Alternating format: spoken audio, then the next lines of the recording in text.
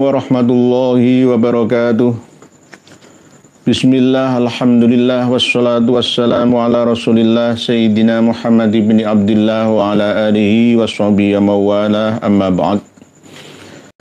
Saudara-saudariku semuanya, semoga senantiasa diberikan kesehatan, keberkahan, keselamatan, kelimpahan, kedamaian, ketenangan, serta kebahagiaan di dunia sampai di akhirat.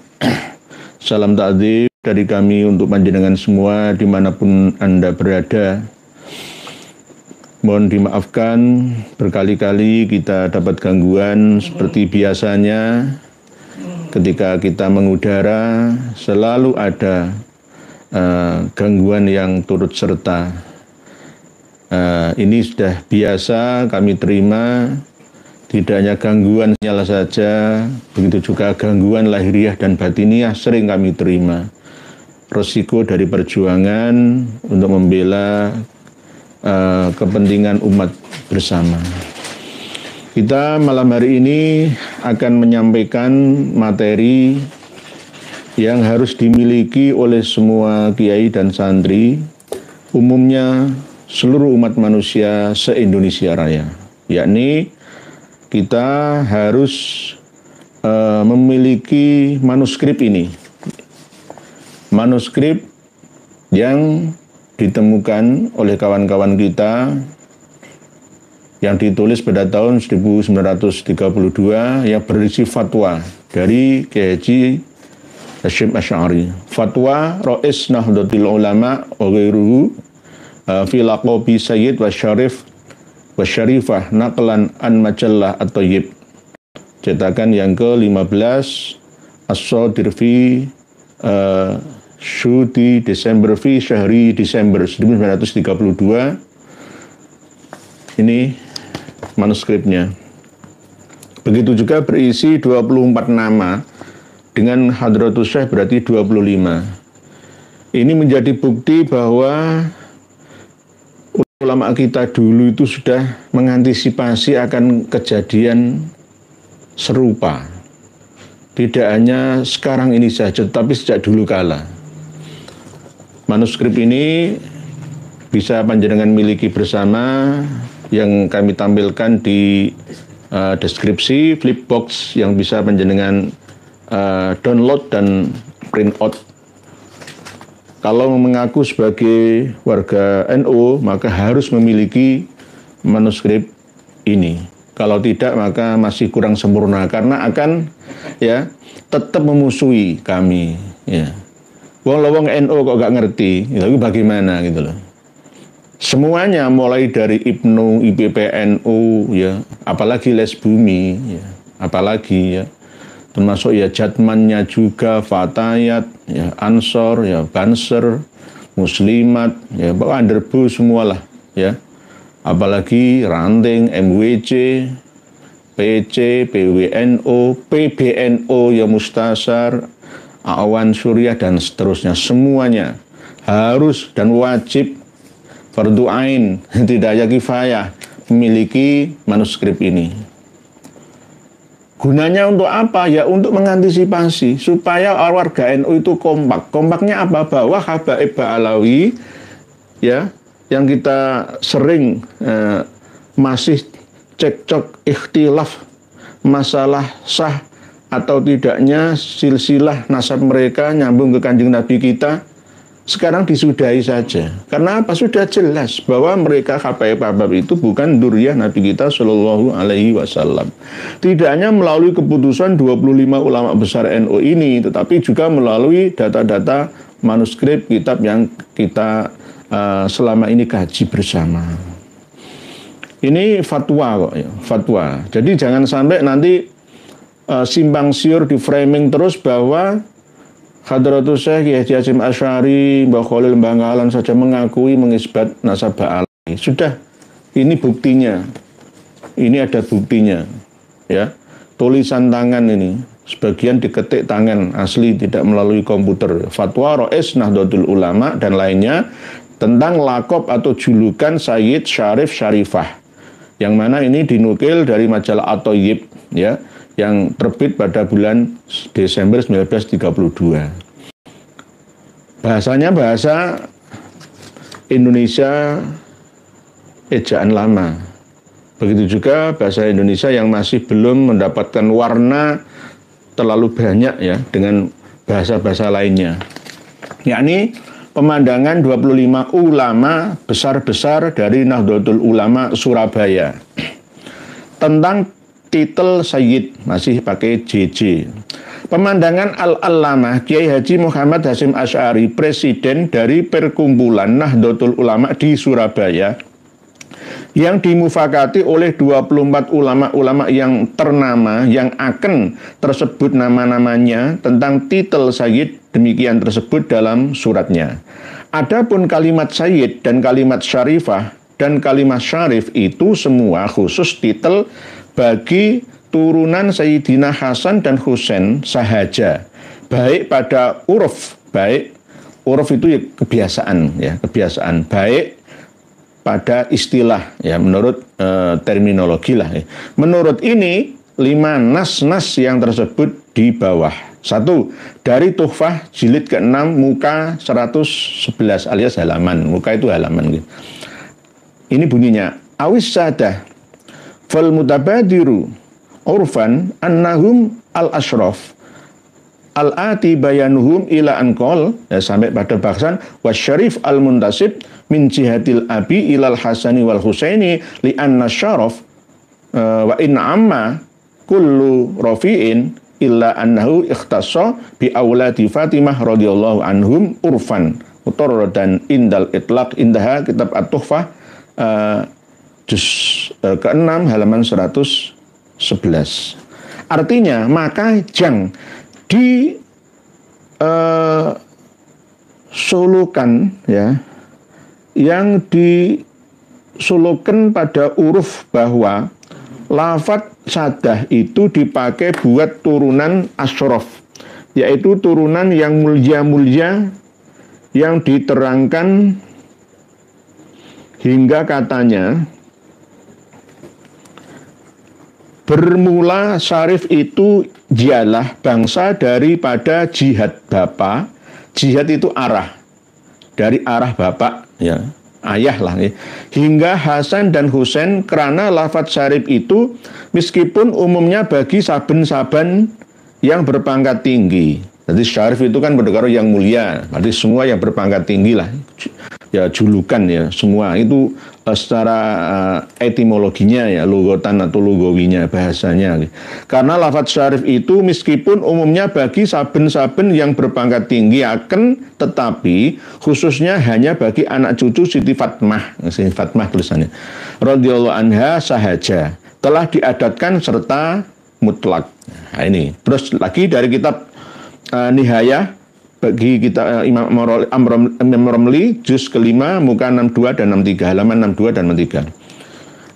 Awis sadah awlis sadah fal mutabadir urfan bal syar'an fiha yadaru annahum al ashraf al-ati bayanuhum, sampai pada perkataan ila anqala wasyarif al-muntasib min jihatil abi ilal hasani wal husaini li anna syaraf wa in amma kullu rafi'in illa annahu ikhtassa bi auladi Fatimah radhiyallahu anhum urfan turdan indal itlaq. Nihayatul Muhtaj lil Allamah Syamsul Amromli juz 5 halaman 62 sampai 63. Artinya sebagaimana itu at-tuhfah yang telah tersebut tadi hampir sama, redaksinya hampir sama. Terus yang ketiga dari Mughnil Muhtaj karangan bagi Khotib Syarbini juz ketiga muka 58 sampai 59.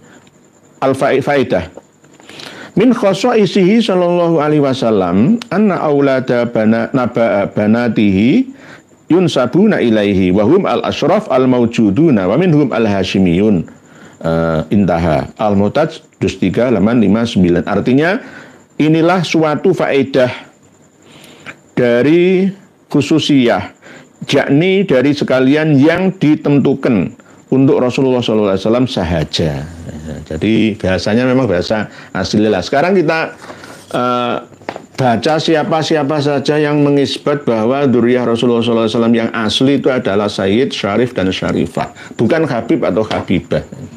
Jadi jelas, ya, ini kewaskitoannya para ulama-ulama kita dulu ketika menjelaskan masalah yang pelik, ya, seakan-akan ini sudah antisipasi beliau-beliaunya untuk anak cucu sampai sekarang ini, ya, kita-kita, bahwa pemandangan 25 ulama besar-besar dari Nahdlatul Ulama Surabaya tentang titel Sayyid.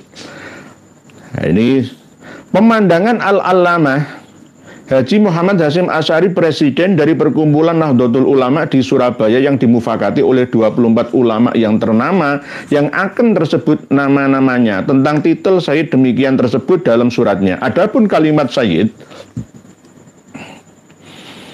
dan kalimat Syarif dan kalimat Syarifah itu semua khusus titel bagi turunan Sayyidina Hasan dan Husain sahaja, baik pada uruf baik pada istilah, balik menurut kebiasaan uruf ataupun istilahnya.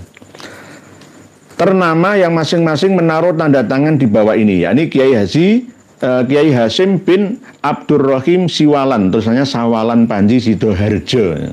Dulu masih menggunakan ejaan lama Sidoharjo, sekarang Sidoarjo gitu. Kiai Hasyim bin Abdurrahim Siwalan Panji. Ya, keluarganya pernah ketemu dengan kami di sini dan pernah wawancara dan dengan saksikan bersama. Nomor 2, Kiai Abdul Abbas Khozin Siwalan Panji Sidoarjo. Keluarganya masih ada, masih bisa jadi saksi. Keluarga Siwalan Panji itu mayoritas masih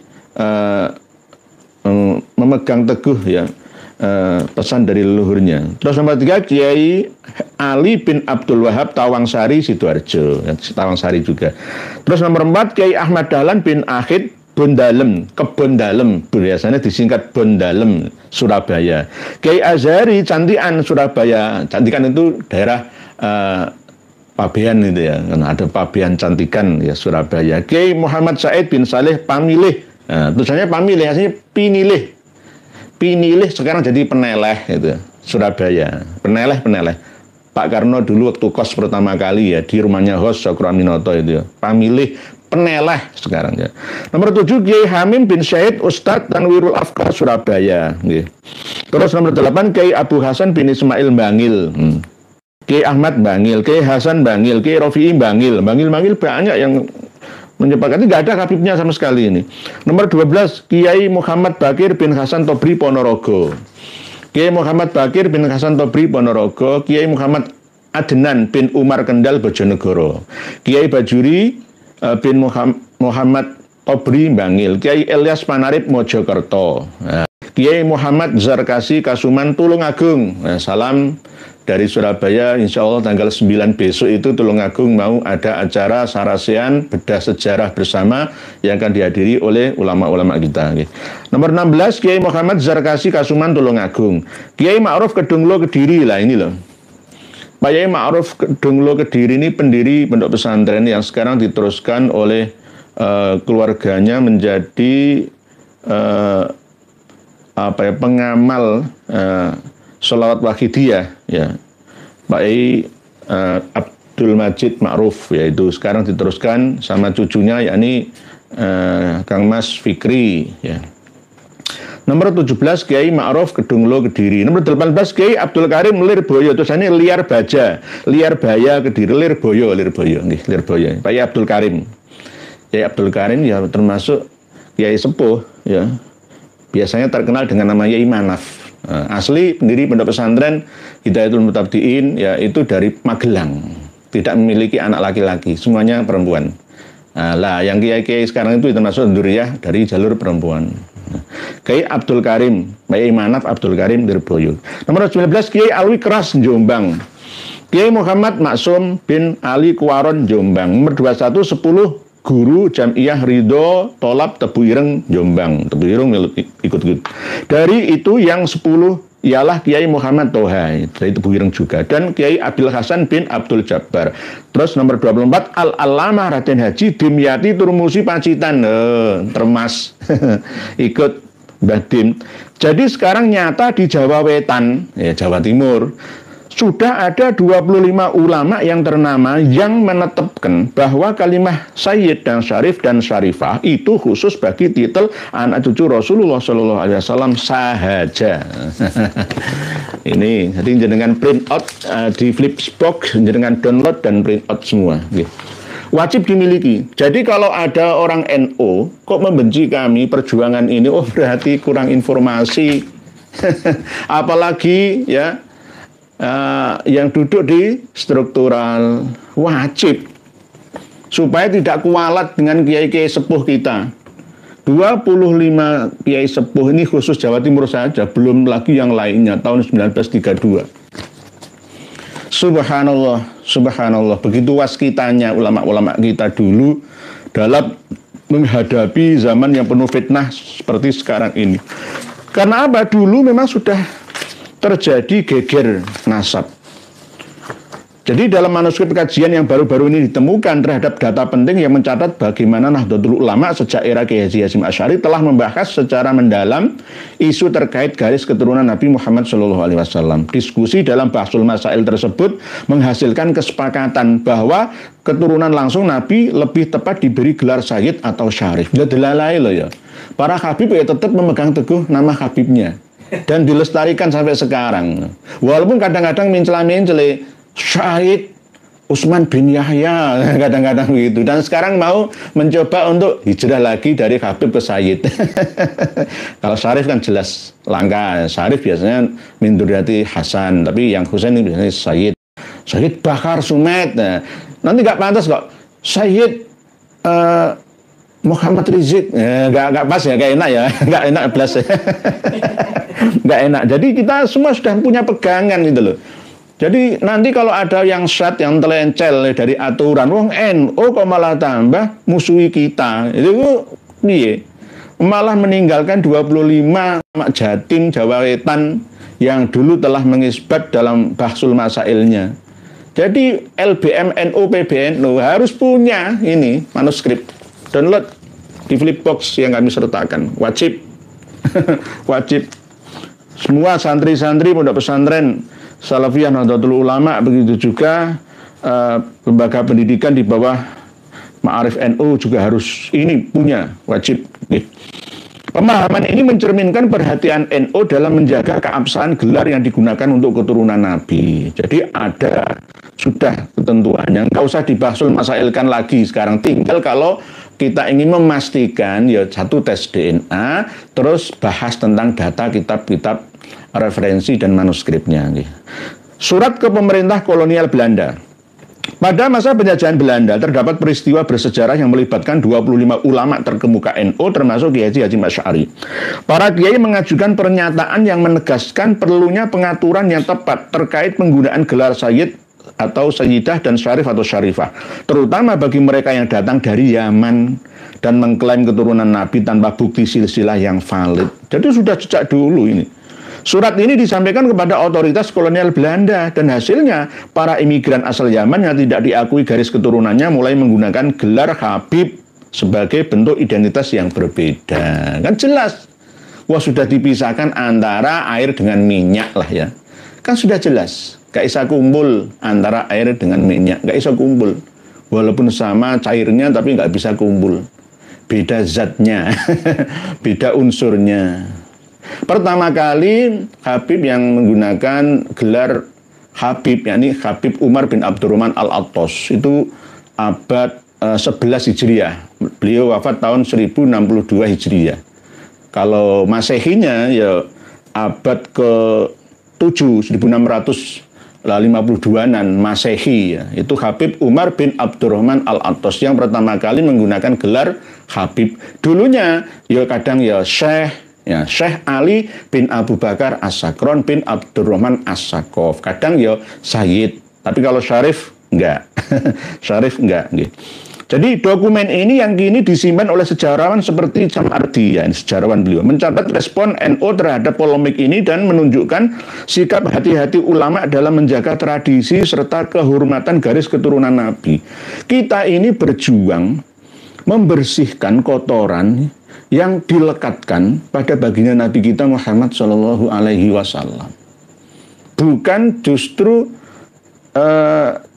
dipahami terbalik itu loh. Nggak usah ngurusi nasab orang lain, urusi nasabmu sendiri.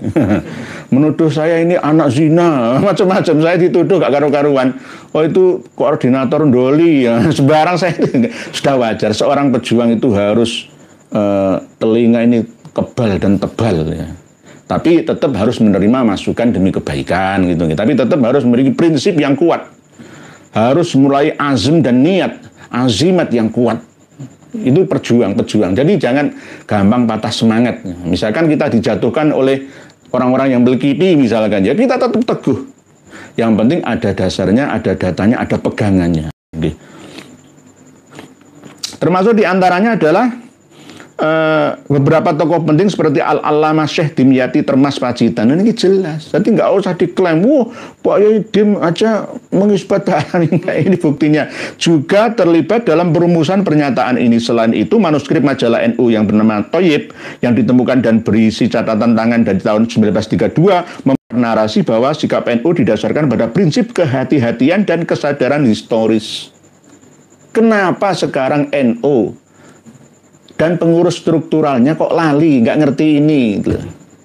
Apalagi Ketua PCNU Pasuruan Kiai Haji Imron Mutamakin yang mengatakan, wah kalau meninggalkan habaib berarti hancur sudah keilmuan kita. Orang pernah ndelok iki le.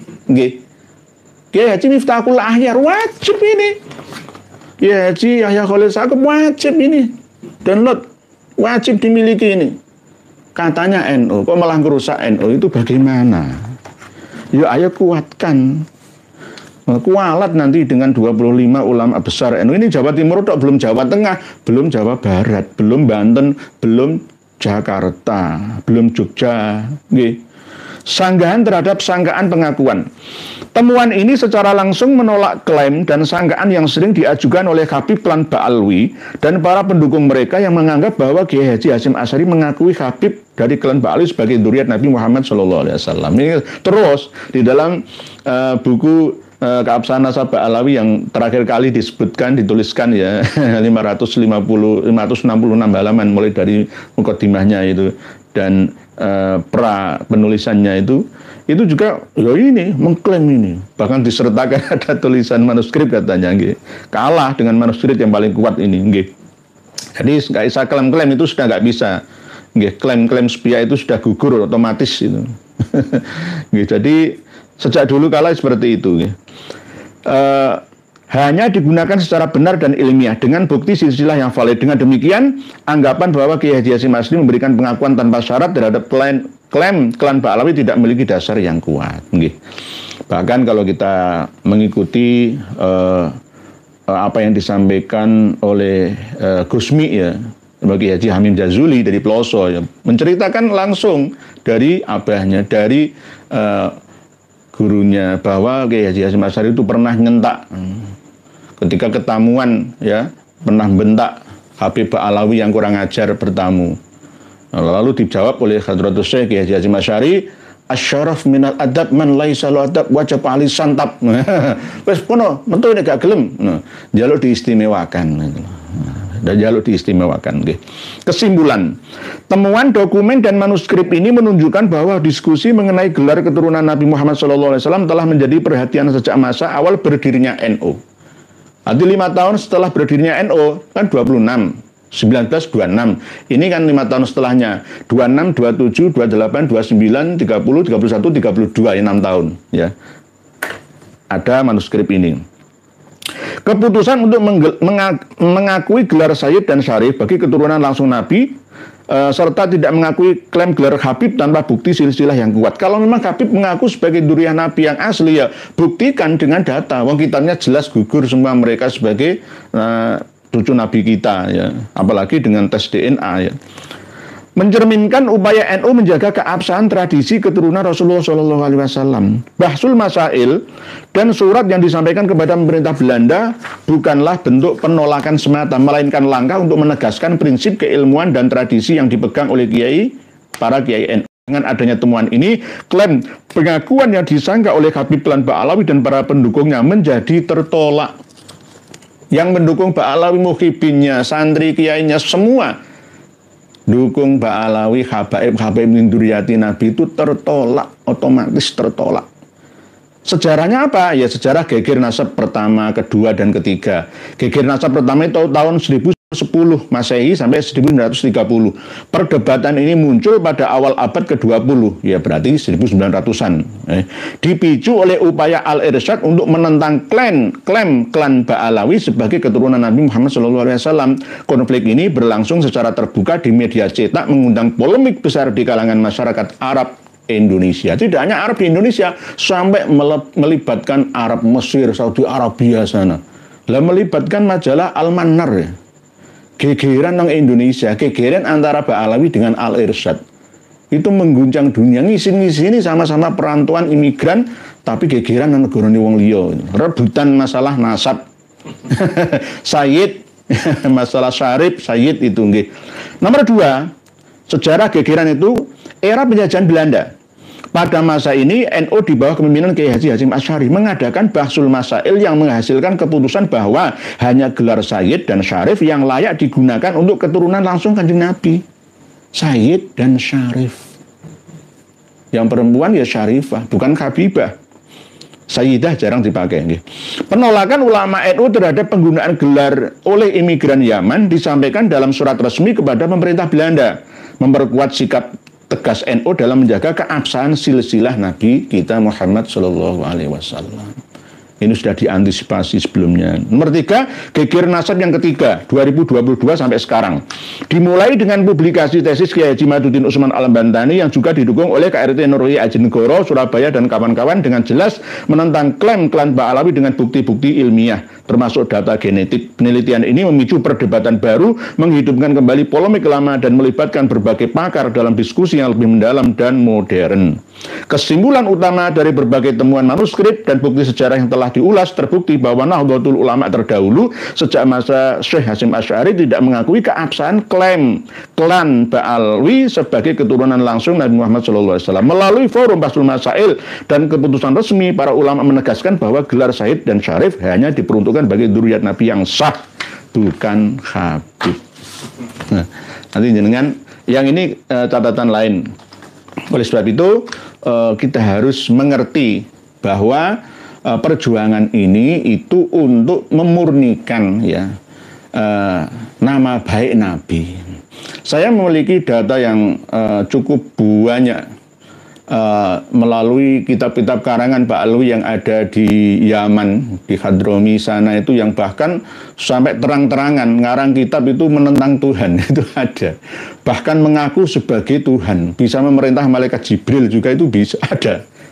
Dan kebangetan, belum lagi yang masalah perseksan, masalah wanita ya, mas banyak sekali, sulapan-sulapan itu. Jadi ini membuktikan bahwa di tahun 2022 sampai selamanya seterusnya kita harus berhati-hati dalam menyikapi ya polemik ini. Jangan sampai kita terus dibentur-benturkan sesama saudara. Jangan sampai kita mau diadu domba. Karena ini sudah jelas dipesan oleh ulama-ulama kita. 25 itu khusus Jawa Timur saja. Belum lainnya, belum seluruh Indonesia. Dan pasti secara otomatis, karena ketua presiden NU-nya itu Hadratus Syekh, ya maka mesti mengikutinya secara otomatis berdasarkan data yang ada melalui kitab-kitab yang ditampilkannya. Jadi ini harus diterima bersama. Jangan dibantah lagi. Nanti kalau dibantah lagi, oh itu kan dulu mbah, bulet ruwet. Nggak ketemu ujung pangkalnya gitu. Oleh sebab itu kiai-kiai kita sadarlah, kiai-kiai NU, kalau jenengan masih mengaku sebagai Nahdliyin ya, wajib mengikuti muassis-muassisnya dulu yang telah memberikan pondasi untuk mengamankan, menyelamatkan generasi dan organisasi, supaya organisasi NU ini tetap eksis sampai ila yaumil qiyamati. Dan apabila ada propaganda apapun yang dilakukan ya, oleh habaib, ya, itu kita harus waspada, harus kritis menyikapinya. Di antaranya ketika sholawat busro sudah meng-Indonesia, sudah masuk ke dalam jantung Nahdlatul Ulama. 1 abad kemarin itu di Sidoarjo kan menyanyikan lagu sholawat busro kan, ya kan? Dan anak-anak kita semua itu hampir sudah masuk dalam memori bawah sadarnya sampai alam sadarnya. Pujian-pujian langgar musola, masjid-masjid NU itu pakai pujian-pujian itu. Saya diserang oleh puluhan bahkan ratusan ribu kiai dan santri. Loh, KRT Nurhi Adinegoro kok gak suka sholawat loh. Bukan masalah sholawat busronya, masalah asbabul wurudnya. Masalah pertama kali lahirnya sholawat busro itu yang bermasalah itu loh. Jangan malah saya yang dipermasalahkan. Kok malah saya yang diserang. Kembalikan ke sholawat tibil kulub. Kalau sholawat busro itu tidak disandarkan kepada Nabi kita, nggak masalah. Itu karangan bebas kok, sama dengan laguan ya. Misalkan ada orang nyanyi lagu ini misalkan, itu misalkan, yuk itu kita hargai hasil karyanya. Tetapi kalau mengarang lagu, syair ya, atau bentuk prosa disandarkan ini berasal dari Nabi Muhammad SAW, Nabi kita, lah itu yang harus kita waspadai bersama gitu loh. Gitu. Dengan cobalah lihat di pencarian canggih kalender 2016 yang sering diijazahkan oleh Habib Segaf bin Hasan Baharun di mana-mana pada waktu pengajiannya. Pasti mengijazahkan 2 sholawat. Sholawat Khidir dan sholawat busro. Sholawat busro dibumbu-bumbui dengan cerita pertama kali yang mendapatkan mimpi ini adalah salah satu dari anaknya Habib Hasan Baharun Dalwa. Siapa namanya? Enggak disebutkan. Dalam meriwayatkan hadis itu harus disebutkan siapa sebenarnya anaknya itu. Kan anaknya kan banyak ya, beliau Habib Segaf termasuk anaknya. Habib Quraisy bin Hasan Baharun ya anaknya. Terus siapa gitu? Harus disebutkan. Dan ketika menyebutkan itu berbeda-beda tahunnya. Tahun 2016 malam tanggal 10 Muharram itu malam Jum'ah. Itu Senin malam Selasa. Coba jenengan buka lagi, jenengan searching di mesin pencarian canggih kita. Kalender tahun 2016 yang lengkap Hijriyah dan Masehinya. Ketemu nanti siapa yang berbohong. Nah. Karena apa? Saya diserang oleh kiai-kiai dan santri-santri yang melikiti gitu loh. Wow, masalah Yaumul Akhirah sekarang bergeser ke, iya, sekarang siapa yang berbohong gitu loh. 2015, kadang 2016, mana yang benar? Lalu ada cerita-cerita lain bahwa ada seorang gadis yang berumur 22 tahun selama 11 tahun itu mengalami kelumpuhan atau lupus ya. Terus akhirnya mendapatkan ijazah dari YouTube, malah mengamalkan terus akhirnya sembuh gitu. Jadi ini penting ya, penting karena ini sudah masuk dalam jantung Nahdliyin. Kalau Nahdliyin ini sudah mudah dikuasai dengan hanya menggunakan senjata sholawat busro, maka untuk keilmuan, amalan lainnya, ijazah lainnya, maka akan lebih mudah karena sudah takluk di awalnya. Terus ulama-ulama NU ya tidak ada yang mengkritisinya. Kok gak ada yang bangkit ya?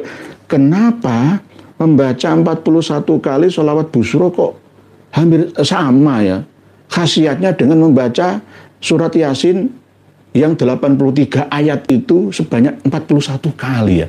Kok gak dipikir coba ini sihir apa coba? Sihir apa yang menguasai kalian wahai para kiai-kiai kita? Mohon maaf termasuk saya juga. Termasuk saya juga mengkritisi diri saya, mengkritik diri saya sendiri. 41 kali sholawat busro sama dengan 41 membaca surat Yasin. Masuk akal bang? Karena sholawat busra ini langsung redaksinya dari Kanjeng Nabi SAW yang ada yaumul akhirah itu. Terus ini dari Allah Ta'ala dalam surat Yasin 83 ayat itu. Kok iso sama? Ayo coba dipikir bareng, cocok apa enggak? Ini namanya kesombongan. Lebih baik tidak usah mengaku sholawat ini redaksinya dari Nabi. Ini karangan saya sendiri, enggak apa-apa malah. Aman itu, aman. Saya nggak perlu kritik. Itu sama dengan mau mempopulerkan, mau menyewa artis yang suaranya bagus, Khadijah lah misalkan.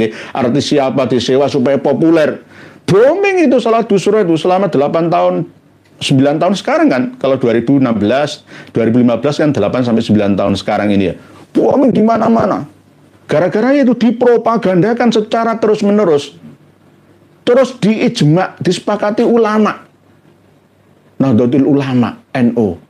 Terus saya melawan arus, ya jelas. Ya saya diserang jutaan orang gitu loh.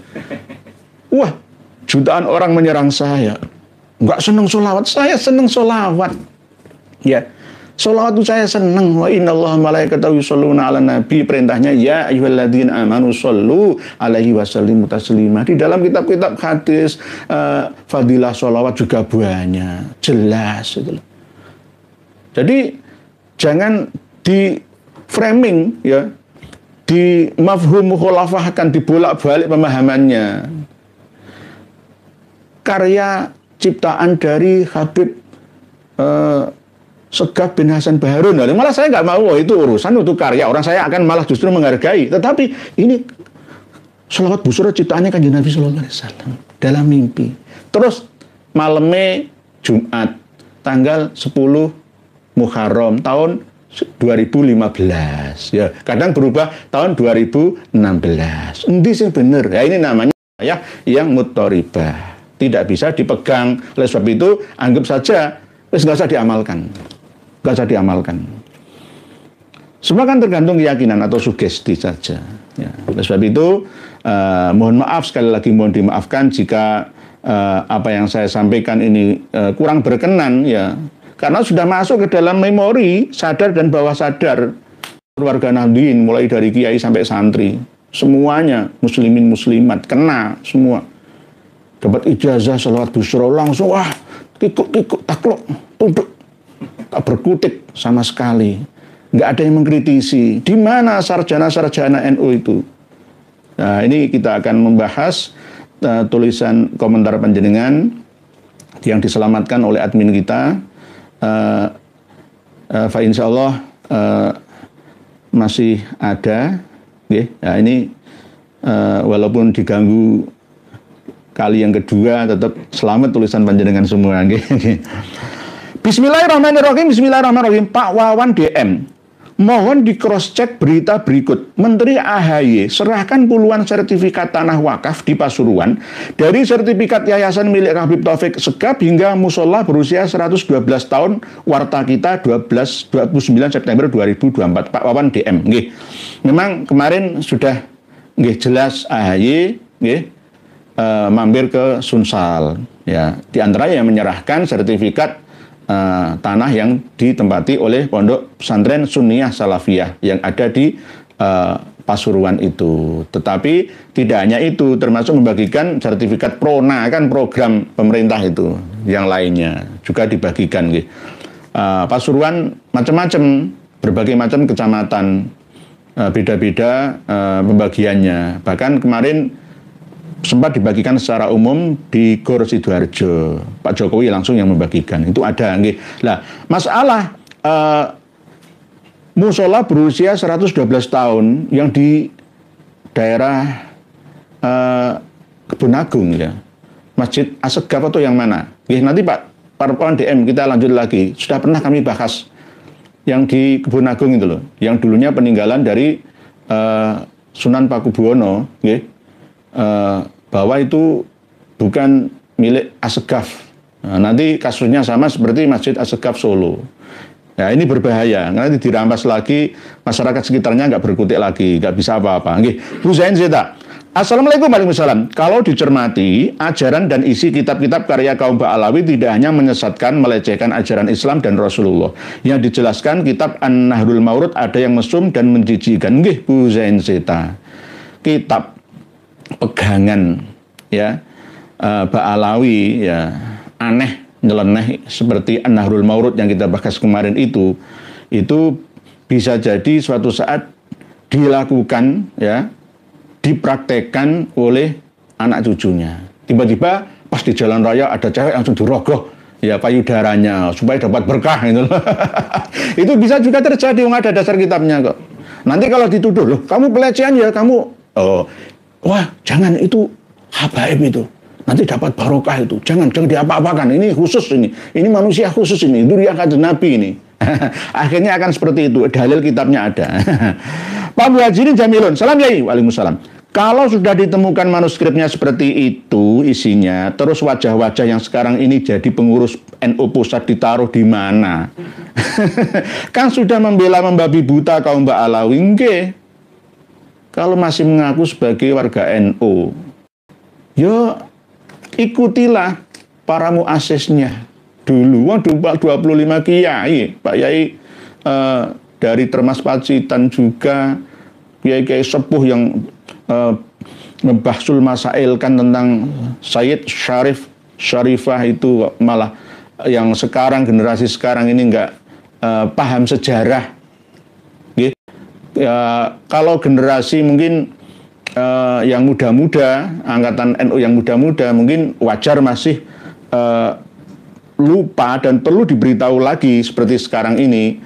Nah kalau yang tua-tua kan ya harusnya lah belajar ke NU-an. Saya itu mempelajari aswaja ke NU-an itu selama 9 tahun ya, dulu itu. Belum lagi di pesantren, tambah lagi antara 14 tahun lebih lah. Masuk nggak masuk itu loh, nggak masuk. Pak Taufik Hayate, assalamualaikum ya, waalaikumsalam. Mbah Hasim kan pernah diba'alawikan, tetapi kenapa makam Gus Dur tidak berani mereka usik? Kira-kira mengapa demikian? Oh, kalau Gus Dur ya gitu aja kok repot ya. Kalau memang berani ya kesini. Kan begitu Gus Dur ya. Jadi nggak berani diba'alawikan. Hadratus saya Kiai Haji Masyari itu bukan Ba'alawi, semua diba'alawikan semua. Nah, ini anehnya itu. Dzurriyyahnya ya ada yang pro Ba'alawi, ada yang kontra Ba'alawi. Harusnya ya kompak kontra semua gitu loh. Harusnya gitu loh, harusnya. Nggih, Pak Taufik Hayate. Nggih, kalau dengan Gus Dur nggak berani. Oleh sebab itu kita harus hati-hati ya ketika mengklaim satu karya kitab atau syair yang kita dengar selama ini itu kepada satu tokoh yang telah meninggal dunia. Banyak yang memahami bahwa syair tanpa waton itu kan karya Gus Dur dan suara Gus Dur kan. Padahal bukan. Ya Rasulullah, salamun alaik ya rafi'a sya'ni wa daraji adfan dayyaji radal alam, dan seterusnya. Nanti kena klaim hak cipta. Ngawiti ingsun dan seterusnya. Itu bukan Gus Dur, Gus Durian. Orang yang cinta muhibin Gus Dur itu dari pondok pesantren As-Sofa dari Sidoarjo. Ya, jadi kadang-kadang kita ini nggak bisa memahami, yang mengarang manaqib Syekh Abdul Qadir Al-Jailani Nurul Burhan itu bukan Syekh Abdul Qadir Al-Jailani. Ya, sama seperti itu. Nanti kita bahas lagi. Pak Muhajirin Jamilun. Pak Taufik Hayate. Pak Nazar 67. Assalamualaikum warahmatullahi wabarakatuh. Dari ngaos sami-sami. Semoga panjenengan saya selalu amin. Matur suwun doaipun. Pak Nur Hadi. Penyebar sholawat busra apakah bisa masuk kategori berbohong Pak Kiai? Sebab ucapannya berubah-ubah tentang tahun lahirnya sholawat tersebut, kadang tahun 2015, kadang tahun 2016, dan banyak kebohongan publik lainnya. Sudah saya jawab tadi, nggih. Tidak perlu saya ulang, nggih Pak Nur Hadi. Nanti diputar lagi di awal. Pak Tohari, assalamualaikum Pak Yai. Waalaikumsalam. Derek ngaos, semoga amin, matur suwun sama-sama. Pak Rifangga, ada seorang lelaki melamar kekasihnya di tempat umum di sebuah stadion. Yang ternyata si perempuan telah bersuami. Itu artinya kalau ada ustadz yang mengatakan lebih baik salah mencintai itu, ustadz nggak bener. Nah, ini nggih. Pak Rifangga, analogi, kias, nggih, kias. Saya mencintai Habib Alawi min duriyati Nabi dan saya meyakininya tak perlu data, husnudzon saja. Sama seperti ketika saya ketemu dengan perempuan di stadion atau di alun-alun, ya, ngakunya masih single, ya. Terus akhirnya ketemuan saling saya I love you, ana uhibbuki misalkan gitu. Lebih baik salah mencintai daripada salah membenci. Ini berarti Ustadz yang bilang kayak gitu itu nggak bener itu loh. Siapa yang bilang begitu? Jangan tahu sendiri. Pak Rifangga. Jadi kita harus jangan husnudzon. Kalau husnudzon semua yaitu ajur semua aturan. Nggih. Husnudzon itu gugur ketika ditemukan data yang lebih akurat dan kuat. Kalau nggak ada data dan referensi yang kuat akurat, maka husnudzon itu boleh-boleh saja. Boleh-boleh saja. Tetapi kalau sudah ditemukan, maka husnudzon itu gugur secara otomatis. Nih, Pak Kang Sodikin, Muhyiddin mengatakan, Kiai Imad dan kawan-kawan jangan memprovokasi umat. Apakah memalsukan kuburan, memalsukan sejarah, memalsukan nasab Indonesia milik Tarim itu bukan provokasi? Terus otak Muhyiddin di mana? Memang banyak Muhyiddin yang mengatakan gak usah provokasi umat, ngadu domba masyarakat, ya. Terus dibalik, nggih, Pak Kang Sodikin. Terus di makam Mbah Sunan Bonang, di makam Syekh Maulana Malik Ibrahim Gresik, itu juga ada di sekitarnya makam-makam Mbah Alawi loh, ya. Itu namanya provokasi di tempat umum. Semua mata melihat loh itu. Itu provokasi sama dengan nantang. Bahasa kasarannya itu nantang di depan mata. Tapi anehnya kita ini diam saja. Saya pernah bilang, seandainya nggak ada aturan hukum yang ada di Indonesia, saya akan melakukan seperti apa yang dilakukan oleh Nabi Ibrahim alaihissalam. Tak kapai kabeh.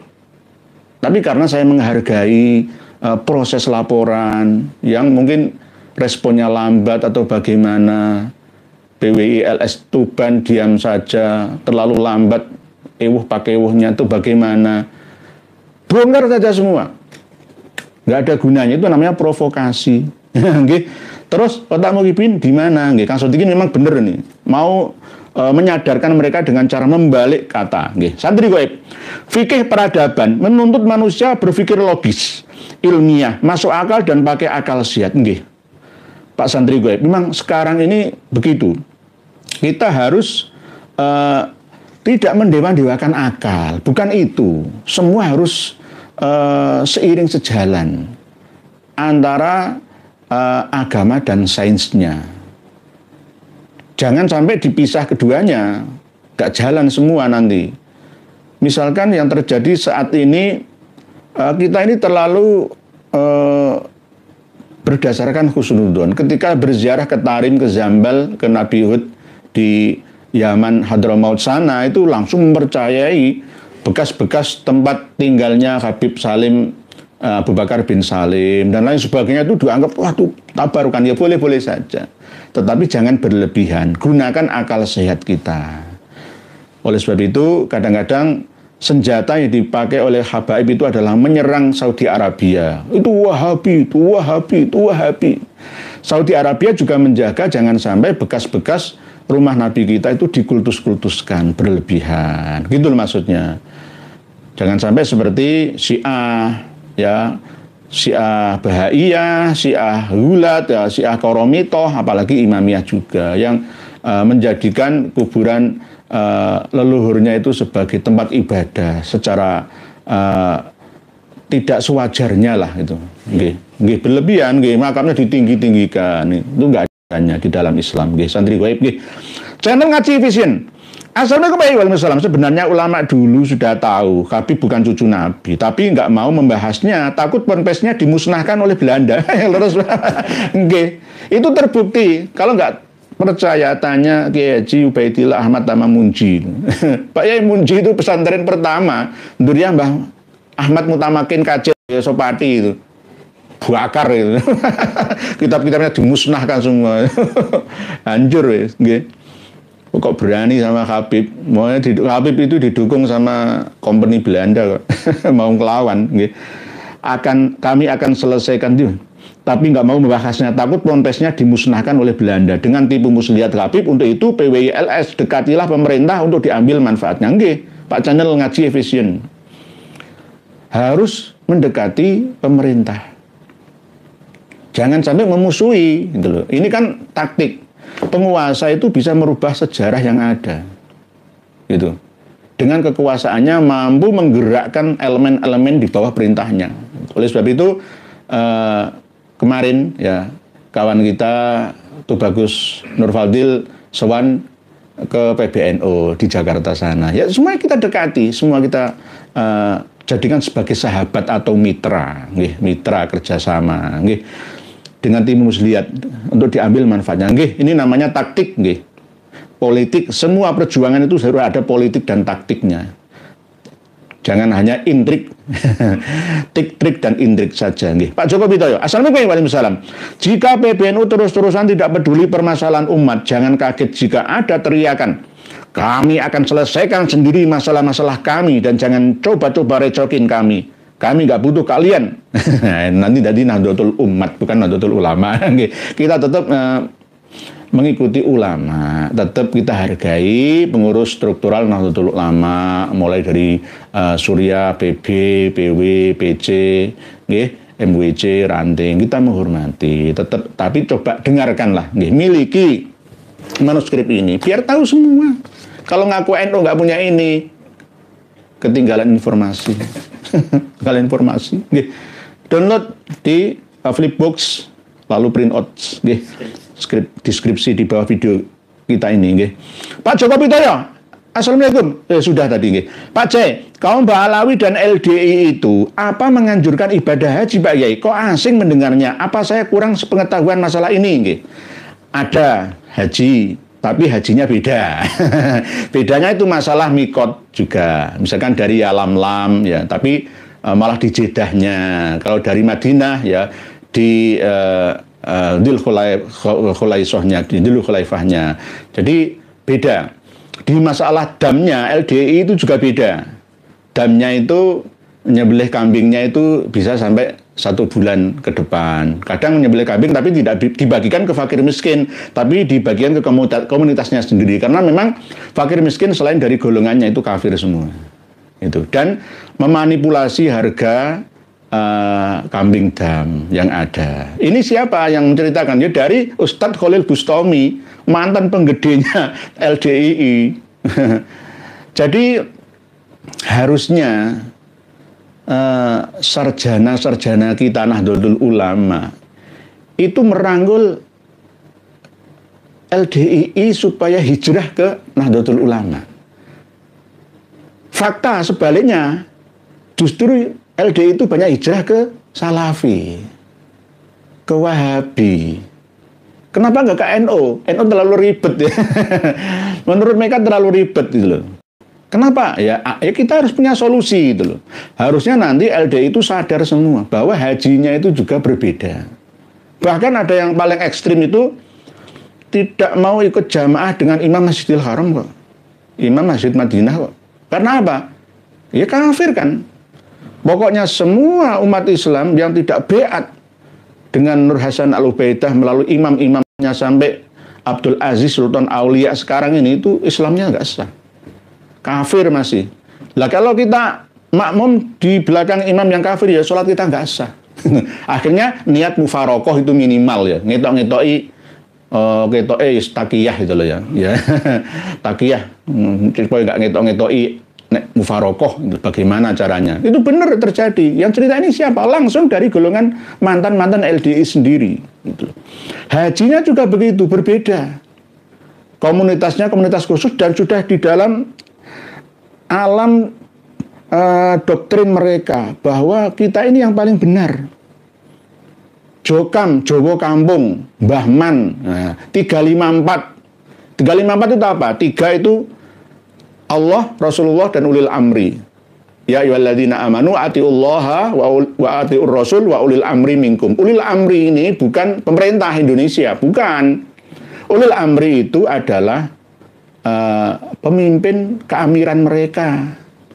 Sekarang ya Abdul Aziz Sultan Aulia, pimpinan utama melalui amir-amir di bawahnya. Wa ulil amri minkum 354 Jokam 354. 3-nya atiullah wa atiur rasul wa ulil amri. Yang 5 ini adalah mengaji Quran hadis, mengamalkan Quran hadis, terus membela Quran hadis, sambung jamaah, dan taat Quran hadis. 5. Terus empatnya itu bersyukur, mengagungkan dengan zikir ya, terus mempersungguh, terus berdoa. Jadi ada kode itu kode 354 Jawa Kampung, Jokam. Jadi ini agama yang dimodifikasi. Hampir sama seperti Ba'alawi. Dalam hal eksklusifnya, menutup diri, tidak boleh menikah dengan selain golongannya. Terus ada lagi ya usrun itu, 1/10 penghasilan yang diserahkan kepada pimpinannya melalui amir-amir daerahnya. Nah, termasuk masalah ibadah haji ini, LDI sama Ba'alawi itu gengsi dan menyendiri, tidak serawung gabung ya dengan umat Islam Indonesia semua. Karena apa? Ya merasa aku ini paling bener dewe. Nek Ba'alawi, aku ini gengsi kumpul karo wong-wong aku iki cucu nabi. Nongko ternyata buktikan Kang Mas Muhammad Rizik siap keleleran. Cucu nabi saya kok dicium-cium. Coba nang kono. Kang Mas Umar bin Hafid ayo nang Mekah nang Madinah.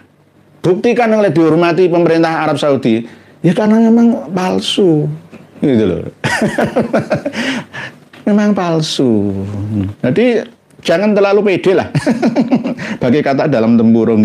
Begitu Pak Jai. Jadi LDI itu juga haji. Ba'alawi itu haji khusus versi mereka sendiri. Termasuk diantaranya yaitu tadi paling ekstrim itu di Makkah itu, di Madinah itu nggak mau jamaah dengan imam. Ya niat mufarakah atau jamaah diulang lagi dengan sesama mereka. Saya ngimami ternyata diulang, katanya nggak sah. Makmum saya itu nggak sah katanya. Pernah seperti itu. Apalagi tadi yang masalah mikot itu loh. Mikot itu paling ruwet. Mikot ikhram ya. Dari Yalamlam, kalau dari sini Indonesia kan bukan dari Jeddah. Kalau mampir kan haji kan ada 3, tamato, haji ifrad dan haji kiron ya. Jadi misalkan dari Madinah ya nanti Dzul Khulaifah gitu. Jadi melalui mikotnya situ. Tapi mereka tidak, mereka memiliki aturan sendiri. Dan diantaranya masalah dam-dam itu juga begitu, dibisniskan. Misalkan harga kambing misalkan 3 juta ya 3 4 juta gitu. Sudah biasa, itu bukan rahasia lagi. Pak C. Kang Sotikin, NU pindah saja ke PWLS selesai urusan. Kang Sotikin, ya, PWLS itu orang NU sama yang anggotanya ya Banser sama. Ben Bejane, asalnya menurut tanya Yai, kenapa ketua PBNU mengobok-obok umat dan merendahkan kiai yang mengkritiknya sebagai pengangguran? Apakah sudah satu golongan dengan Ba'alawi Yai? Mungkin dijelaskan. Tidak satu golongan dengan Ba'alawi, tapi sudah kena sihirnya Ba'alawi. Sudah kena gendamnya Ba'alawi. Saking kuatnya pengaruh Ba'alawi sampai mengubah akal sehatnya, akal pikirannya. Sangat kita sayangkan, sangat kita sayangkan. Cara menyembuhkannya bagaimana? Harus digetak, ya, harus dibentak, ya, dengan cara mengingatkan agak sedikit kencang seperti ini. Kalau enggak itu ngelamun terus, ngantuk terus, nggak sadar-sadar, gitu. Mohon maaf dengan cara yang sedikit kenceng, kendor seperti saya ini. Berita nomor wahid. Assalamualaikum Pak Yai. Bubar sudah Robito Ngalawiyah, perkumpulan barang-barang gawe alias supal alsu. Gavin, assalamualaikum Pak Yai. Derek ngos sami-sami. Pak Targo Gowes, sumber ngepoh lawang, derek nyimak. Semoga Pak Yai Nurhya selalu diberi kesehatan oleh Allah Subhanahu wa taala. Amin. Matur suwun Pak Targo Gowes. Pak Targo Gowes jarang muncul ya. Sekarang alhamdulillah muncul dari sumber ngepoh lawang. Nggih, salam dari Surabaya untuk daerah yang adem, ayem di Lawang, Malang sana. Lawang itu bahasa Maduranya labang. Masuk ke Pulau Madura dari sumber Suramadu itu namanya ada daerah Labang. Kalau mau masuk ke Kabupaten Malang dari Pasuruan Purwodadi itu daerah Lawang. Sama nggih. Tak salam tadi nggih. Mas Novan Disti pingin nyimak nggih, monggo Pak Mas Novan. Mas Anom Yai, panjenengan dituduh membuat statement bahwa semua agama itu sama. Tolong penjelasannya. Terima kasih. semua agama sama itu yang agama apa? Agama itu kembalikan ke etimologi. Agama, ageman, pegangan, pedoman hidup manusia supaya teratur hidupnya. Agama ada agama samawi dan ada agama ardi. Agama hasil karya manusia tapi intinya juga berdasarkan ilham dari ilahi. Nah, yang ada di dalam kitab-kitab Abrahamik, ya, yang tercantum dalam 4 kitab Taurat, Zabur, Injil, Al-Quran, itu agama-agama samawi, ala Abrahamik. Lah sebelum Nabi Ibrahim kan sudah banyak agama dan banyak nabi juga. Gitu. Lah, masalah agama-agama ini kadang-kadang dimanipulasi oleh umat manusia, pemeluknya, dipolitisasi sesuai dengan nafsunya sendiri, kepentingannya sendiri. Kalau semua kembali kepada ajaran murni ilahi, ya pasti la ilaha illallah sesuai dengan Isa Rasulullah, Musa Rasulullah, Ibrahim Khalilullah, dan seterusnya dan seterusnya. Tetapi kebanyakan sudah banyak yang mengalami interpolasi, lalu diasumsi, diinterpretasi dengan versi yang berbeda dari agama ilahi sendiri. Gitu. Jadi saya dituduh membuat statement bahwa semua agama itu sama dalam hal apa? Gitu. Kalau kita kembali kepada innalladzina amanu walladzina hadu wan nasara was-sabiina man amana billahi wal yaumil akhir wa amila sholihan falahum ajruhum inda rabbihim wala khaufun alaihim walahum yahzanun. Itu sudah dawuh Gusti Allah. Saya menggunakan tafsir karya Buya Hamka. Jadi tidak hanya tafsir Buya Hamka saja. Memang semua agama, asalkan pemeluknya itu beriman, percaya kepada Tuhan yang Maha Kuasa. Baik itu berasal dari agama Yahudi, Nasrani, Sobi'i, misalkan Hindu, Buddha, Jaina, misalkan yang asli, yang tetap tidak menyekutukan ilahi, ya. Terus dia berbuat baik terhadap sesama. Wa amila sholihan ya falahum ajruhum inda rabbihim, mereka akan tetap mendapatkan pahala di sisi Tuhannya dan tidak perlu takut menghadapi kehidupannya di dunia sampai di akhiratnya. Kalau toh misalkan ini dianggap sebagai aliran plural, ya, aliran yang sesat, ya Quran ini ngomong kayak gitu, ya, diulang 2 kali dalam surat yang berbeda. Tidak hanya itu, dalam segi pemahaman klimaknya juga seperti itu. Lah kalau toh misalnya kita memiliki keyakinan innad dina indallahil Islam. Lah aslinya agamanya Nabi Adam itu ya Islam. Nabi Nuh, Nabi Hud, Nabi Idris, Nabi Syed, Nabi semua itu ya Islam semua. Agama menyerahkan diri pasrah kepada ilahi atas segala perintahnya. Itu Islam namanya secara umum. Nah, Islam Muhammadiyah, Islam yang dibawa oleh Nabi Muhammad SAW itu tidak menghapus ajaran-ajaran Nabi terdahulu, cuma menyempurnakan dan membersihkan dari unsur kesyirikan. Agama Yahudi sudah banyak diinterpolasi kitabnya, sejarahnya dibelokkan, lalu datanglah pembaharu agama Nasrani. Tapi kedua agama ini ternyata tidak rukun. Ya, akhirnya diturunkanlah agama Islam versi menggenapi seluruh agama-agama yang terdahulu. Nah, ini wong Islam saja juga bisa dimanipulasi kok, seperti Syiah, ya seperti LDII, seperti Ba'alawi, bisa juga diinterpolasi kok, dipalsukan juga bisa kok, apalagi agama-agama yang lain. Yang penting tetap satu, okay?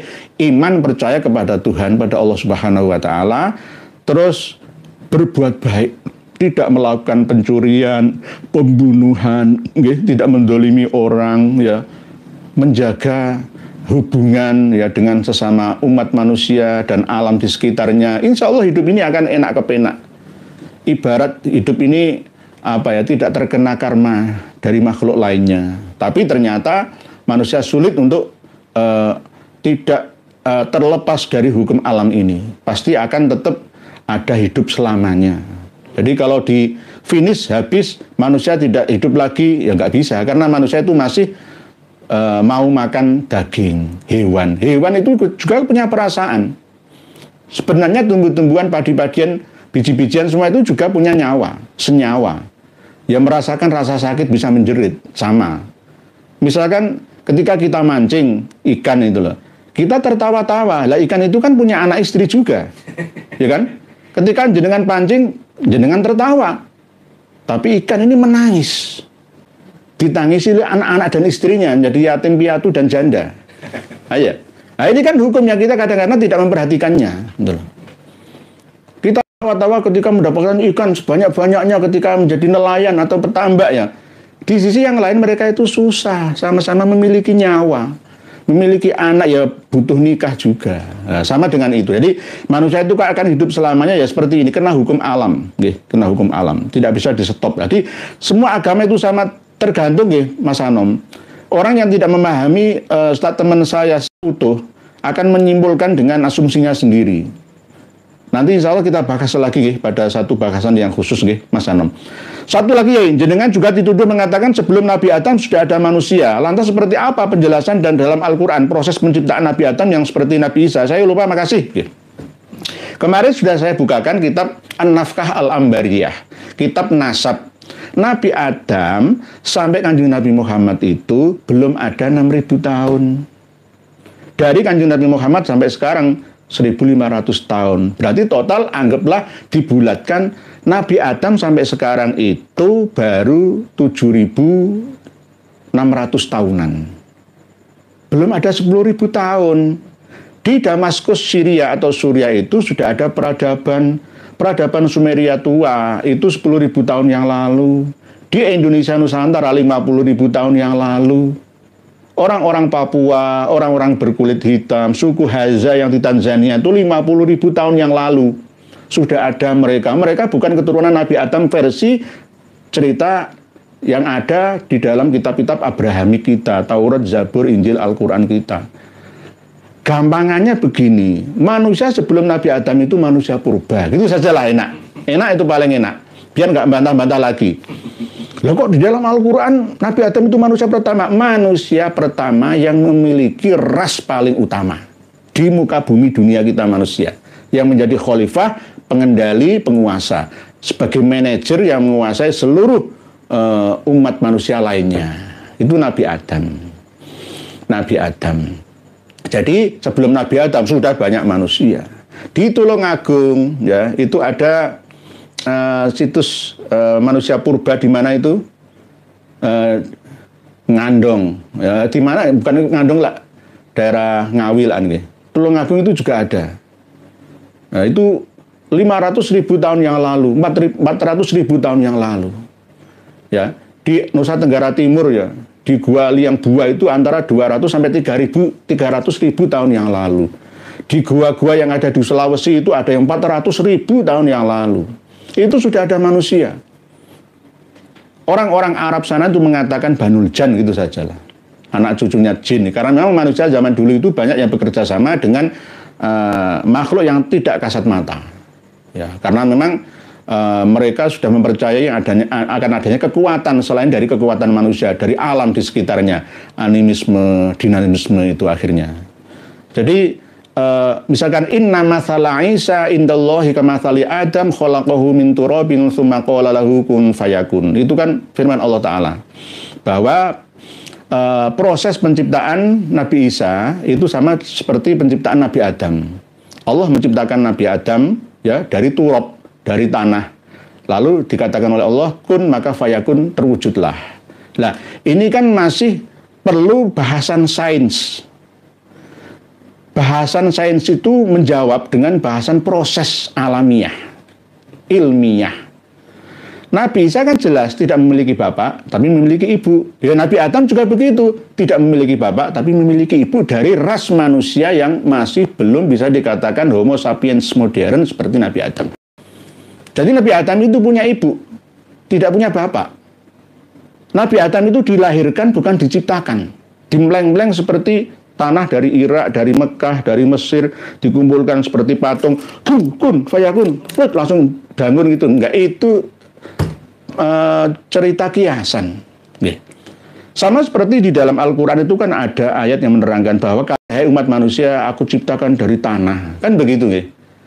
Tetapi ternyata kan tidak langsung dari tanah yang dimleng-mleng, tanah liat, tanah lumpur kan ya enggak. Ya proses dari saripati tanah diolah menjadi tumbuh-tumbuhan, buah, lalu dimakan bapak ibu kita, diproses melalui pernikahan, ya langsung membuahkan janin, lalu kita kembalikan kepada surat Al-Hajj ayat 5 itu. Ya ayyuhan nasu in kuntum fi raibim minal ba'tsi fa inna khalaqnakum min turabin tsumma min nutfatin tsumma min alaqatin tsumma min mudghatin mukhallaqatin wa ghairi mukhallaqatin linubayyana lakum wa nukirru fil arhami ma nasya'u ila ajalin musamman tsumma nukhrijukum tiflan tsumma litablughu asyuddakum wa minkum may yutawaffa wa minkum may yuraddu ila ardhil umuri likai la ya'lama min ba'di ilmin syai'a wa taral ardo hamidatan fa idza anzalna 'alaihal ma'a ihtazzat wa rabat wa ambatat min kulli zawjin bahij. Jangan buka surat Al-Hajj ayat 5 itu. Tafsirnya tafsir mutaakhir, jangan tafsir klasik. Nanti ketemu. Itulah proses kejadian manusia dari tanah. Inna khalaqnakum min turabin gitu loh. Tadi itu prosesnya kan, lalu min alaqatin, min nutfatin, min alaqatin, min mudghatin dan seterusnya itu. Jadi begitu. Lah anak-anak muda kita, santri-santri kita kan kadang-kadang langsung menfonis, wah itu sesat, menyesatkan, ya nggak belajar lagi. Ya sama dengan Nabi Adam dilahirkan atau diciptakan. Selama ini kan ceritanya seperti itu. Ini bahasa-bahasa kitab suci itu kan banyak mengandung kata-kata yang mustabihat. Jadi muhkamatnya kadang-kadang kita memahaminya juga kurang seimbang lah.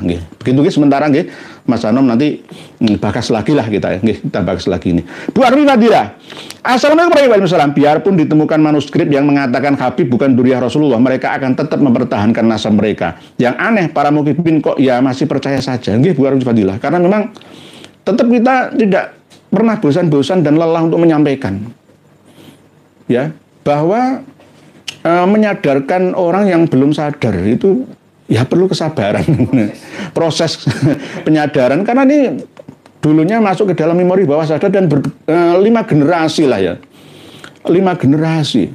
Ya 150 tahun kan ya 5 generasi lah ya. Ya kan tidak mudah itu membalik kedua telapak tangan langsung kun fayakun misalkan. Bim salah bim kan ya nggak bisa. Tetap harus kita sampaikan. Buktinya pokoknya kita hampir menyamakan tantangan dari Allah Ta'ala. Wa in kuntum fi raibim mimma nazzalna ala abdina fa'tu bi suratin min mithlih wa syuhadakum dan seterusnya itu. Terus jawabannya fa illam taf'alu ya walan taf'alu. Itu sudah mentok itu. Jawab pertanyaan saya dari KRT Norehia. Tanggal, bulan, tahun lahirnya Imam Ahmad Al-Muhajir itu berapa? Kalau bisa jawab, ya berarti top. Ya. Terus Imam Ubaidillah, Imam Alwi itu lahir dan wafat tahun berapa? Pasti jawabannya akan berbeda-beda. Buatlah satu antitesa atau antitesis yang ada. Membantah Kiai Haji Maduddin Usman dan saya misalkan. Fa'ilam tafalu, nggak akan pernah bisa. Sudah dikarang buku-buku canggahan mereka, yang terakhir kalinya ya yang di RA. Fa'ilam tafalu, ya walan tafalu, nggak akan pernah bisa ditemukan abad primer atau yang mendekatinya sekunder, nggak akan bisa. Kan tidak ada, tidak ada. Fa'ilam taf'alu walan taf'alu ya fattakun narol lati wa kuduhan nasu wal hijarah iddatil kafirin. Ya takutlah kepada Allah, masuk neraka itu, jangan nipu-nipu umat ini. Seterusnya nanti menjadi dosa jariah, tidak putus-putus mengalir kepada mereka. Begitu. Pak Roni Effendi. Assalamualaikum ya monggo Pak Roni Effendi, biasanya jenengan ngopi nonton bersama nggih. Mugi-mugi panjenengan diparingi sehat, angsal rezeki melimpah barokah bahagia kalian keluarga amin. Matur suwun Pak Roni Effendi. Pak Roni Effendi biasanya tanya kok ini malah tambah mendoakan saya. Matur suwun, terima kasih, salam hormat kami untuk teman-teman yang nonton bareng pada acara ngaji bersama malam hari. Kang Brot. Assalamualaikum warahmatullahi wabarakatuh. Jakarta Derek Ngaos masih menunggu sikap tegas PBNU dengan semakin bertambahnya bukti otentik dan empiris terkait jati diri klan Ba'alawi. Nggih, Kang Brot matur suwun. Waalaikumsalam. Jakarta. Nggih. Kun fayakun 7205. Assalamualaikum warahmatullahi wabarakatuh. Kiai Nurhia. Lamongan hadir. Lanjutkan terus biar Muhibin sadar bahwa Habib bukan durian Nabi Muhammad sallallahu alaihi wasallam. Siap kun fayakun. Indonesia man. Nalar waras mawon Kiai. Jika level Habib Umar Al-Hafidh di Yemen benar zuriat Nabi dan jadi imam besar di Yemen, lalu kenapa sewaktu di Mekah dia tak digubris orang sama sekali, padahal di sini ngantri yang cium tangannya. Leres, ini dalil logika saja, dalil sederhana, Pak Indonesian man. Leres, Pak Waras. Assalamualaikum warahmatullahi wabarakatuh. Maaf keluar dari tema. Bagaimana hukumnya murid melaporkan guru ke orang tua atau orang tua melaporkan guru ke polisi karena murid dihukum oleh guru? Salam sehat selalu yai nggih. Waalaikumsalam. Pak Waras. Tidak boleh. Mendekati haram. Karena apa? Sama dengan tidak percaya kepada guru dalam mendidiknya. Ya, kalau husnudzon misalkan di pesantren, ya itu tidak diperbolehkan 100%, tetap ada pengawasan dan kotak saran. Tetapi kalau misalkan sekolah di yang bukan full day, ya, apalagi anaknya polisi, ya, maka guru-gurunya akan takut untuk menasehati, karena takut nanti dilaporkan dihukum, ya, di penjara. Nah, bagaimana untuk mengimbangi ini? Inilah zaman wolak-wali zaman, perubahan zaman, kebo manut gudel. Sekarang orang tua kadang ikut mengikuti kemauan anak. Lah sekarang harus diseimbangkan. Kalau kita sudah kadung menitipkan anak ke sekolah, ya apapun yang menjadi kebijakan sekolah itu ya harus kita mengikutinya. Tidak boleh kita mengatur sekolahan itu, kecuali di sekolahan itu ada kotak saran. Nah, kotak saran manual ataupun melalui WA elektronik. Jadi harus seimbang itu, kerjasama antara wali murid dan wali kelas. Begitu juga guru-guru sekolahan tersebut.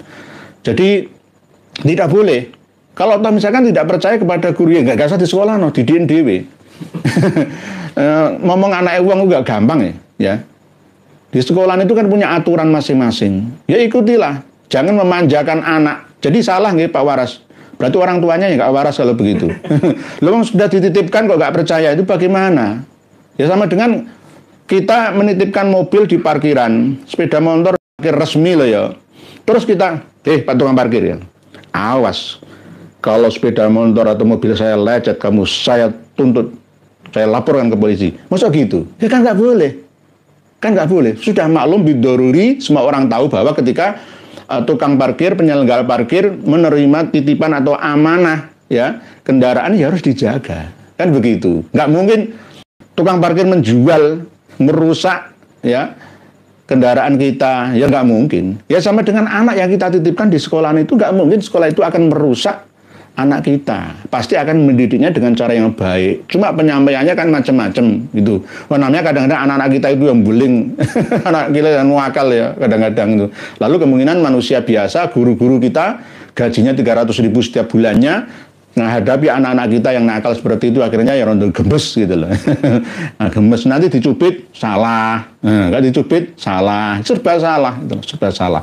Jadi tetap salah nggih Pak Waras, nggih. Yang salah orang tuanya tadi yang terlalu mendikte guru-guru di sekolah, nggih. Pak Aan, alhamdulillah ya Allah, semakin banyak ditemukan kitab-kitab yang menambah kekuatan untuk meluruskan sejarah NU, agama, bangsa dan negara dari penjajahan spiritual dan pengkhianatan habaib alamin, nggih, Pak Aan, nggih. Pak Ilyas Bakri, Assalamualaikum warahmatullahi wabarakatuh. Waalaikumsalam. Dari dulu gelar Habib memang bukan turunan Nabi. Mereka ngaku-ngaku ben di aku, akal-akalan gawe buku nasab dewi yai.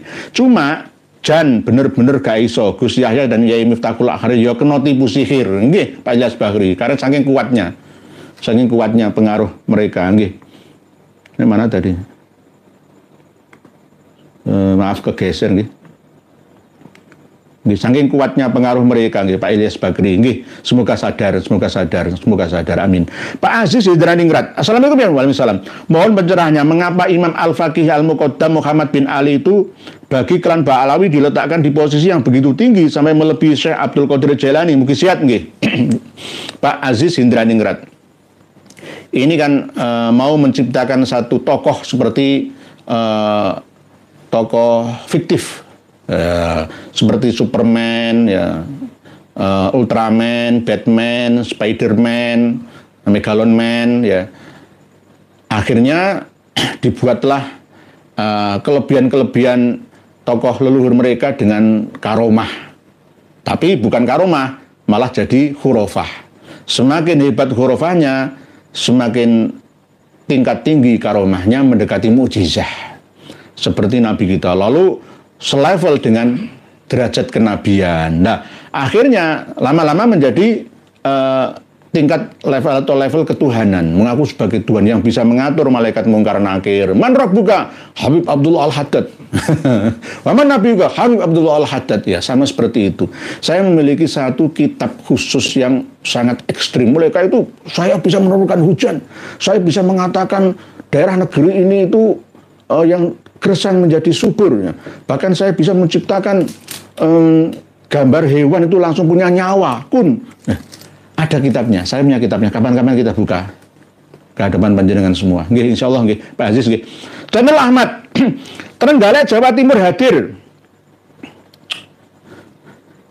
Hadir Kiai, derek ngaos semoga berkah. Nggih, Pak Channel Ahmad Metusun Trenggalek terang-terang ninggalek. Fuad Al-Jihad. Assalamualaikum Kiai, waalaikumsalam. Sehat selalu dan jangan lelah mencerdaskan umat di tengah gencarnya doktrin-doktrin yang menyesatkan. Nggih, siap Pak Fuad Al-Jihad. Mas Turo Channel. Assalamualaikum Kiai. Saking ngunut Tulungagung lah, ini ngunut.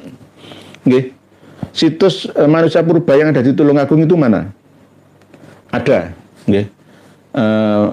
Situs manusia purba ada di Tulungagung itu ada. Jadi dekatnya ngunut, nggih. Nggih. Derek patus ngilmu sama-sama kita belajar bersama, nggih. Pak maaf nggih.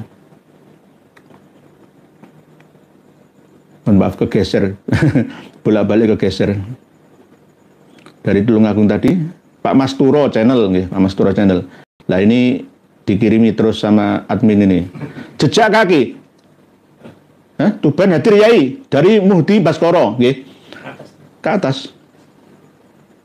Pak Ikhwan Batam, doktrin sesatmu yang mengatakan ada manusia sebelum Nabi Adam di Nusantara itu lo dilurusin. Nah, ini nggak usah nyinyirin yang lain, Kiai banyak ngigau. Lah ini Pak Ikhwan Batam ini belum open minded. Nah, hanya kena doktrin bagai katak dalam tempurung. Seakan-akan lebih benar dan lebih luas ilmunya, padahal hanya di dalam tempurung saja. Coba jenengan belajar sains, belajar sejarah dari prasejarah. Manusia itu pertama kali zaman batu, zaman perunggu, lalu zaman besi. Nabi Adam itu sudah zaman apa? Apakah zaman batu? Bukan, sudah mengenal besi. Berarti manusia zaman batu, zaman perunggu itu di mana? Ya di planet bumi. Tanya pun kemana saja, cari di Al-Quran hadis bahwa manusia, apakah Nabi Adam itu manusia pertama? Tidak ada. Tapi Nabi dan Rasul pertama. Wa idh qala rabbuka lil malaikati inni ja'ilun fil ardi khalifah qalu ataj'alu fiha may yufsidu fiha wa yasfikud dima wa nahnu nusabbihu bihamdika wa nuqaddisu lak qala inni a'lamu ma la ta'lamun lalu 'allama adamal asma'a kullaha dan seterusnya. Cari sumber informasi yang valid dan luas, seluas-luasnya, Pak Ikhwan Batam. Manusia Nabi Adam, saya punya kitab banyak. Nasab Quraisy ada sejak zaman Nabi Adam, diterangkan semua seanak cucunya. Kitab An-Nafkah Al-Ambariyah yang saya sampaikan tadi, Nabi Adam sampai sekarang itu belum ada 10.000 tahun yang lalu. Belum ada 10.000 tahun. Manusia itu sudah ada ratusan ribu tahun yang lalu. Jenengan coba lihat suku-suku primitif yang ada di Afrika, khususnya suku Hadza. Suku Hadza di Tanzania itu 50.000 tahun yang lalu sampai sekarang masih nomaden. Hidupnya dari berburu, tidak meregenerasi rantai makanan. Jenengan lihat dah, Hadza, Tanzania, nanti kelihatan semua video-videonya. Itu 50.000 tahun yang lalu sampai sekarang masih seperti itu. Begitu juga di Papua. Sampai sekarang ya masih seperti itu. Tidak semua, tapi Papua yang di Merauke sudah maju. Suku Papua yang ada di pedalaman kan masih seperti itu, nggak pakai pakaian. Apakah Nabi Adam seperti itu? Ada manusia yang tidak dikubur seperti halnya Habil yang dikubur oleh Qabil ketika dibunuhnya. Manusia yang melestarikan ajaran kremasi, ngaben, itu apakah dari duriannya Nabi Adam? Apakah itu ajarannya Nabi Adam? Bukan. Ajaran Nabi Adam, manusia yang mati itu dikembalikan dari tanah, minha khalaqnakum wa fiha nu'idukum, karena wa minha nukhrijukum taratan ukhra. Begitu nggih Pak Ikhwan Batam, doktrin sesatmu. Jadi jenengan menyesat-nyesatkan orang itu karena kebodohan. Banyak orang bodoh yang tidak tahu kalau dia bodoh. Saya mohon maaf tidak membodohkan jenengan, jenengan masih perlu belajar lagi karena ilmu itu terus dinamis sepanjang waktu. Banyak orang yang memiliki pemahaman seperti itu. Coba ayo kita si ilmiah, sains dan agama kita gabungkan bersama. Akan ketemu. Cari di dalam Al-Quran dan hadis mana. Apakah ada keterangan bahwa Nabi Adam itu manusia pertama? Nggak ada. Yang ada adalah ya manusia modern, Homo sapiens yang memiliki ilham kenabian memimpin seluruh bangsa-bangsa manusia yang ada sebelumnya. Sebelumnya itu ada manusia-manusia purba. Enak. Sebelum Nabi Adam itu manusia purba, setelah Nabi Adam itu manusia modern. Itu. Kalau tidak percaya silakan tes DNA-nya. DNA manusia itu bisa ditelusuri sampai 300.000 tahun yang lalu. Karena Nabi Adam itu belum ada 10.000 tahun yang lalu. Bagaimana? Gitu loh cara memahaminya. Nggak usah nyinyirin yang lain. Kiai banyak ngigo lah. Inilah kebodohan yang dipertahankan. Kebodohan yang terus dipertahankan. Sehingga umat Islam nggak bisa maju gara-gara orang-orang seperti ini. Mohon maaf. Islam nggak bisa maju jadi manusia tertinggal peradabannya kalah dengan China. China itu logika. Kalau nggak logis nggak mau menerima. Tapi dengan hanya doktrin, kena doktrin saja kena. Jadi Pak Iwan Batam, ayo belajar lagi. Belajar lagi, cuma ayo buka-buka informasi lagi. Kitabnya ada, ayo datang ke sini. Saya bukakan kitab-kitabnya.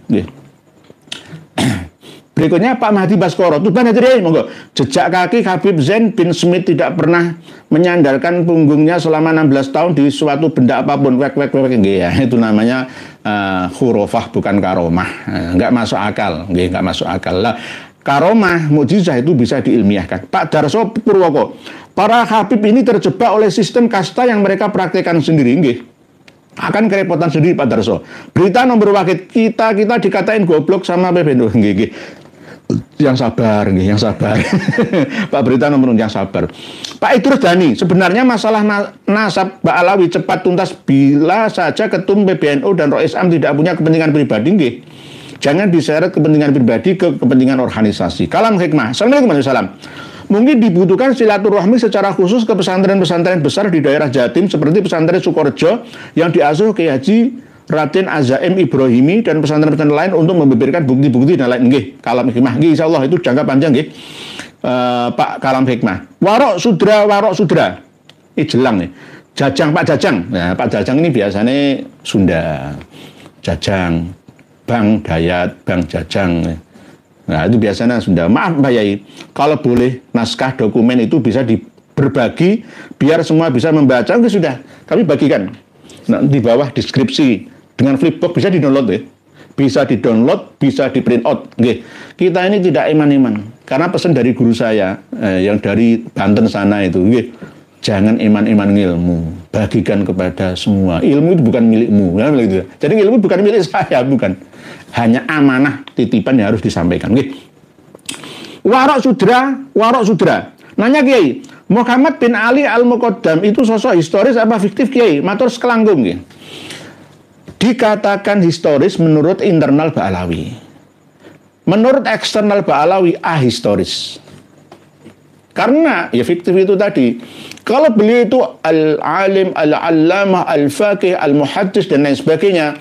Kitab Tabaqat Fuqaha'il Yaman, kitab As-Suluk fi Tabaqatil Ulama wal Muluk, kitab Tuhfatuz Zaman fi Tarikh Sadatil Yaman, kitab Tabaqatul Khawas al-Sudqi wal Ikhlas, kitab Tabaqat Sulaha'il Yaman, ini enggak mencatatnya. Yang ada itu Ali bin Ba'alawi yang menjadi Kholi Kisam. Jadi ahistoris menurut eksternal Ba'alawi, menurut Ba'alawi historis. Jadi ada sejarahnya, itu internal. Badut Kerinan. Assalamualaikum Yai Nur salam. Minta maaf banyak-banyak Yai. Kenapa Yai Nur live di YouTube tapi yang Yai Nur baca justru chat di WA. Chat di WA ini karena menjaga numpuknya komentar panjenengan semua. Kalau lebih dari 1000 yang nulis kan ketutup. Yang menang yang awal. Tapi ini kurang adilnya saya mengaku kurang adil. Admin tolong diatur. Nanti ada yang diacak nggih. Jadi tidak hanya yang diselamatkan beberapa halaman saja nggih. Saya baca di WA ini gara-gara chat left cuma tak kirim lewat WA. Chat left tapi dikirim lewat WA karena kehapus otomatis oleh sistem. Nggih, karena waktu kita live itu banyak gangguannya nggih, Pak Badut Kerinan. Banyak gangguan seperti yang jenengan saksikan sendiri di awal tadi 2 kali sampai 3 kali kan kita baru normal. 1-2 gangguan. Itu otomatis langsung menghapus tulisan panjenengan. Terus sebab itu diselamatkan oleh admin, dikirim melalui WA admin ke WA saya. Jadi saya jujur ini lah. Nggih, karena ya ini tadi demi menyelamatkan amanah panjenengan. Jenengan nulis sejak siang tadi terus tidak saya baca kan yo nggak enak lah. Khianah akhirnya itu. Jadi demikian sudah 1,5 jam berjalan, kita closing statement dengan data manuskrip. Yang dikatakan manuskrip atau filologi itu umurnya lebih dari 50 tahun dan ini lebih dari 50 tahun alias hampir 100 tahun. Jadi ini layak untuk dimiliki bersama bahwa fatwa dari Rois Nahdlatul Ulama Kiai Haji Hasyim Asy'ari sudah jelas bersama dengan 24 ulama-ulama Jawa Wetan lainnya yang mengatakan bahwa Habib itu tidak masuk dalam kategori dzurriyyah Nabi. Yang ada itu adalah Sayyid dan Syarif atau Syarifah kalau bagi perempuannya. Ini sudah berdasarkan ijma' waktu itu, walaupun 25 ulama ini tidak menyandarkan kitab-kitab nasab dan manuskrip yang ada. Nah, kita di abad ini, di tahun ini melengkapinya. Sudah dibuka kerannya oleh beliau-beliaunya, kita tinggal meneruskannya. Oleh sebab itu, ini harus dimiliki bersama oleh ulama-ulama Nahdlatul Ulama, mulai dari struktural sampai kultural, semua santri dan kiai yang ada, agar para Nahdliyin menyadari kekeliruannya selama ini yang masih meyakini bahwa Pak Alawi itu min dzurriyyati Nabi kita Shallallahu Alaihi Wasallam. Habib atau habaib itu adalah min dzurriyyati Rasulullah Shallallahu Alaihi Wasallam. Sudah kita sampaikan melalui data-data tes DNA yang ada bahwa mereka itu adalah klaim sepihak saja, mengaku sebagai dzurriyyah Nabi kita karena Pak Alawi itu adalah penganut ajaran tasawuf, saking mahabbahnya kepada Nabi kita, lalu menyandarkanlah silsilah keturunannya, leluhurnya kepada Kanjeng Nabi kita Muhammad Shallallahu Alaihi Wasallam. Mungkin demikian yang dapat kami sampaikan. Mohon maaf jika ada kekurangan atau kekurang sopanan apa yang kami sampaikan, karena al-insan mahalul khata' wan nisyan. Jika ada kritik yang membangun, nah, tetap kami terima, tapi kalau ada soal ta'annutin, bukan soal tafahumin ta'alumin, maka kami akan menolaknya. Karena kami memiliki prinsip. Seorang da'i itu memiliki prinsip, tapi prinsip itu bukan suatu kesombongan. Keteguhan hati dan pikiran yang tidak boleh diganggu-gugat oleh lainnya. Kalau tidak punya prinsip, ya, berdasarkan hujah, ya maka bukan seorang namanya, bukan ilmuwan. Jadi, ini yang dapat kami sampaikan, semoga bermanfaat untuk kita semua. Semoga Allah selalu memberikan kemaslahatan dan kemanfaatan terhadap kita sampai keluarga kita, sehingga kita benar-benar diakui oleh Nabi kita menjadi umatnya, senantiasa berjuang untuk membersihkan kotoran-kotoran yang mencandol kepada Rasulullah Shallallahu Alaihi Wasallam Nabi kita, bahwa semua dipertanggungjawabkan, dan saya menyampaikan ini siap bertanggung jawab dunia sampai akhirat. Jadi bukan mainan ini, bukan ini guyonan, bukan, tapi ini adalah sebuah kesanggupan, ya, kemantapan, keyakinan, ya. Sebagai iman yang sempurna itu adalah tasdiqun bil qalbi wa nutqun bil lisani wa amalun bil jawarihi. Demikian, wallahu a'lamu bis-shawab, wal afu minkum, wassalamu alaikum warahmatullahi wabarakatuh.